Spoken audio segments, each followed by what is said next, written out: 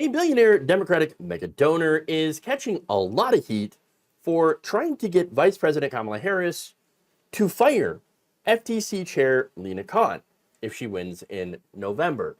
Now, of course, if Donald Trump wins, then Lina Khan's gone anyway. That said, Reid Hoffman, the billionaire founder of LinkedIn and a major Democratic donor, told CNN that he wants to get rid of Khan because he believes that she is, quote, waging a war on American business. And expressed hope that President Harris would replace her with someone who is a bit more corporate friendly. Now, Khan has been using her position to, of course, aggressively fight against corporate concentration and actually fighting for consumers. Big business, they don't like that. Okay, they're not interested. Now, progressives, of course, are concerned that Harris, if she gets elected, could end up being soft on monopolies and do the bidding of these mega donors like Mr. Hoffman. So we don't know what's going to happen yet. That said, progressives have already started pressuring Harris to not follow the Reid Hoffmans of the world, starting with, of course, Senator Bernie Sanders, who cited the demand as yet another example of why we have to overturn Citizens United and end big money in politics. You also had Faz Shakir, who an advisor to Sanders and founder of More Perfect Union, who accused Hoffman of purposely trying to fracture and divide the Kamala Harris coalition that's needed to win. Quote, he's pushing her to go soft on corporate power, which is certainly not where voters are. But it is where the billionaire class is. So now there's more. Needy Hedge of the American Economic Liberties Project added that Hoffman clearly does not understand how Khan's work has been pro-worker and pro-business. No, I think he understands completely, and that's the problem for him. Okay. Now the Biden-Harris record, she writes, on competition speaks for itself. Also, that is real arrogant to go on national TV and just tell the presidential nominee what to do. That's not how democracy works. Yes, but it is kind of how America works. And let's be honest. Unfortunately, all right, we do have donors that have outsized influence because of the monies. Okay? This guy thinks, and I would say correctly so, that since he gives large sums of money to politicians, well, that he has control over them. That happens to be true in a lot of different cases. Now, that said, Hoffman has given more than $8.6 million to organizations supporting President Joe Biden before he dropped out of the race. Now, that said, on some of these issues, the fact that Lina Khan is even in the FTC position is thanks to President Joe Biden. And I don't think he gives enough credit for some of those really good pro-labor picks that he had put into his administration. Now, Hoffman told CNN that he does intend to continue putting money into the presidential race in support of Harris. Now, Harris is reportedly planning a Silicon Valley fundraising swing with the LinkedIn founder. So now, according to the information, Hoffman also convinced Netflix co-founder Reed Hastings to donate $7 million to a super PAC supporting Harris, which is why currently right-wingers are melting down and trying to boycott Netflix. Okay. All right. Now, CNBC reported on Wednesday that efforts by Hoffman and other Silicon Valley moguls are on track to raise over $100 million from major tech industry donors. So the result of that is not just because he likes Harris. It's because he wants something in return. That's how this works, okay? You raise a lot of money and you donate it to a political candidate, you're hoping for a return on investment. And now we know what the terms of the donation would be, what he expects to get in return. So now the question, of course, is, will he get a return? We don't know, okay?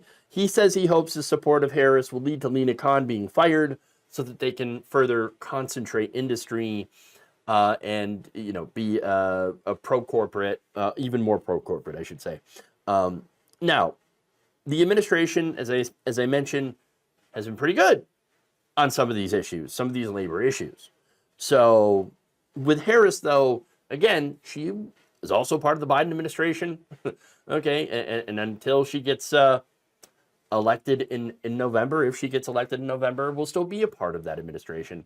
But we don't know exactly how wedded to that part of the Biden administration she will be if she becomes the president. So, look, she's got ties to big tech, of course.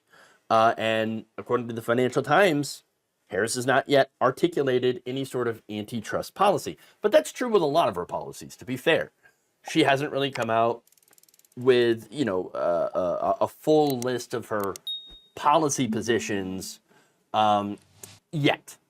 Okay, so really all we have to do is look back on things that she said as a vice president and legislation that she sponsored, co-sponsored, during her Senate career, which again was 4 years, as well as things that she has said publicly. Okay, now in 2010, she said, "We cannot be short-sighted. We have to allow these tech businesses to develop and grow because that's where the models will be created." Now, that was 2010. That was before big tech was getting a lot of scrutiny from lawmakers about some of their abuses and their concentrations. So things could change. That said, citing an unnamed donor who has spoken privately with Harris, the New York Times reported Wednesday that the vice president has expressed skepticism of Ms. Khan's expansive view of antitrust powers. So that is concerning. Okay. Harris also counts among her advisors attorney Karen Dunn, who helped defend Google earlier this year against an antitrust lawsuit brought by the Biden Justice Department and a number of states, including Harris's home state of California. So look, I don't want to be Debbie Downer about this, right? But Harris, I think she can be pressured, but she can't be pressured unless we're all aware of this and actually do pressure her to not fold to the Reid Hoffmans of the world. Okay, look, she's got family and friends in big tech, so she might be more sympathetic to that. But we have to remind her that if she becomes president, she's going to be working for us and not her friends and family in big tech.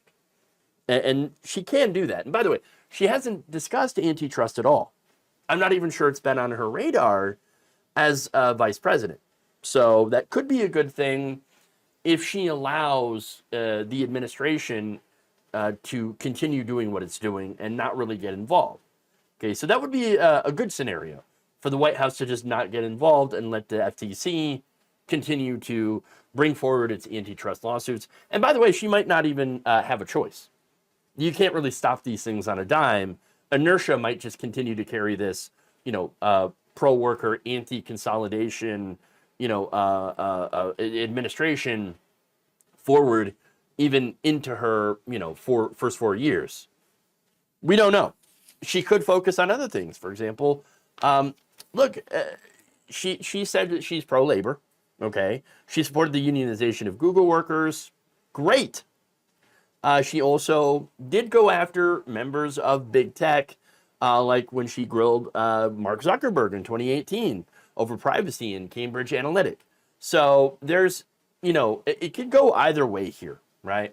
And as far as her policy positions, she says that she wants to focus a lot of her attention on healthcare, which would be, again, good if she focuses on that and allows people like Lena Khan to continue their work.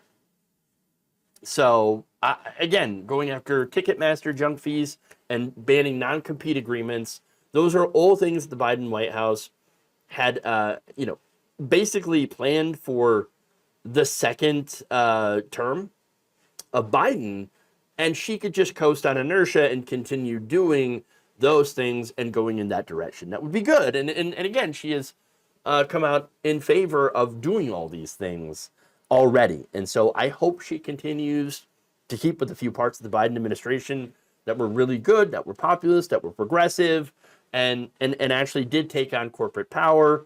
And I hope that she, and the things that the Biden administration didn't do right, which is Gaza, she's already starting to take steps to, differentiate herself on that. And I think that's politically incredibly smart. So once again, I'm going to keep up healthy skepticism, but also a little bit of hopium that at the end of the day, she will go in a more populist progressive direction in the terms of corporate power and in terms of course, preventing or breaking up monopolies and protecting consumers. And so ultimately, though, we're going to have to continue to see what direction her campaign takes and pay attention to who she appoints, as part of her team and her campaign, because those are the people she will ultimately listen to when it comes down to policy. Thank you for watching. If you enjoyed this video, please like, share, subscribe, hit the bell icon in order to get notified whenever a new video is released.